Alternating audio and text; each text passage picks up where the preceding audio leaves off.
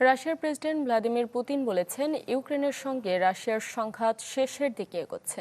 দ্বিতীয় বিশ্বযুদ্ধে সোভিয়েত বিজয় স্মরণে মস্কোতে আয়োজিত সীমিত পরিসরের সামরিক কুচকাওয়াজ শেষে সাংবাদিকদের সঙ্গে কথা বলার সময় তিনি এ মন্তব্য করেন। পুতিন বলেন, ইউক্রেনে রাশিয়ার একটি ন্যায়সঙ্গত যুদ্ধ লড়ছে। ইউক্রেনকে আখ্যা দেন একটি আগ্রাসী শক্তি হিসেবে।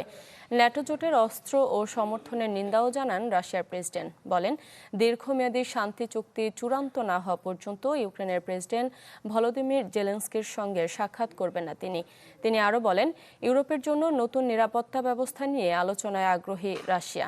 এক্ষেত্রে পছন্দের আলোচনার সঙ্গে জার্মানির সাবেক চ্যান্সেলর গেরহার্ড শ্রোডারের নাম উল্লেখ করেন পুতিন। এদিকে নিরাপত্তা উদ্বেগে প্রায় 2 দশকের মধ্যে এই প্রথম রেড স্কোয়ারের কুচকাওয়াজে কোনো সামরিক সরঞ্জাম প্রদর্শন করেনি রাশিয়া।